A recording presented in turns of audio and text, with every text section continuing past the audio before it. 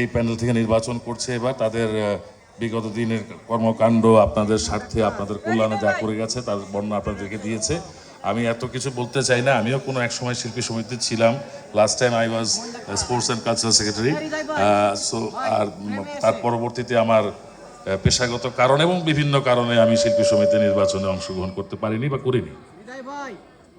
তো আমি যেটা বলতে চাচ্ছি যে অনেকেই বলেছে যে এগুলো আমি করেছি, আমি কিছু করিনি, সবকিছু আল্লাহ করেছে, আমি ছিলাম উসিলা। আল্লাহ পাক আমাকে সেই রহমত দান করেছিল আপনাদের জন্য কিছু করার জন্য। আমি আপনাদের একজন কর্মী হিসেবেই সেই কাজগুলো করতে চেষ্টা করেছি।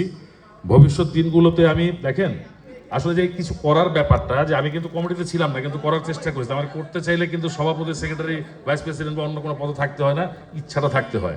তবে কেন কমিটি করতে হয়? এই কারণে যে আপনি যখন একটা জায়গায় মুভ করবেন তখন আপনি একা গেলে তার প্রাধান্যটা কম থাকবে।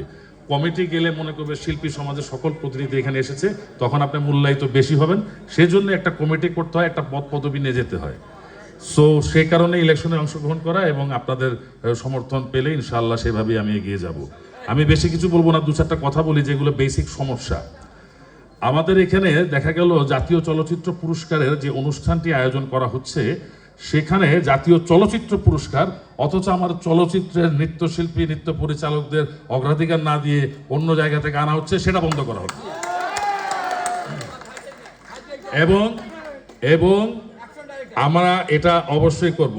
আমরা দেখি অনেক চলচ্চিত্র বিদেশে নির্মিত হচ্ছে এবং সেটা বাংলাদেশের চলচ্চিত্র, বাংলাদেশের অর্থ দিয়ে নির্মিত হচ্ছে, কিন্তু সেখানে অ্যাকশন কোরিওগ্রাফিতে আমরা দেখি যে বাইরের কোরিওগ্রাফার নেওয়া হয়, প্লাস বাইরের ফাইট আর্টিস্টও নেওয়া হয়। এই জায়গায় আমার একটা বক্তব্য হচ্ছে, আমার দেশের ফাইট ডিরেক্টরও থাকবে, ফাইট আর্টিস্টও থাকবে। যদি আপনার তার কাজ পছন্দ না হয়, তাকে তার সমপরিমাণ রেমুনারেশন দিয়ে কাজ করতে হবে। যেটা ভারতে করা হয় সেটা আমার দেশেও করতে হবে। তাকে কাজে না নেন, সমপরিমাণ আমার ফাইটের আর্টিস্ট এবং ফাইট ডিরেক্টর থাকতে হবে এবং তাকে সেই টাকা দিতে হবে, তারা কাজ করানো না করে।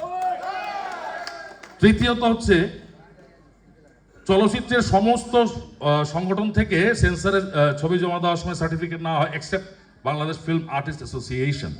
এটাকে বাধ্যতামূলক করতে হবে। সেন্সর বোর্ডে জমা দেওয়ার সময় অবশ্যই আর্টিস্ট অ্যাসোসিয়েশনের ক্লিয়ারেন্স সার্টিফিকেট নিতে হবে।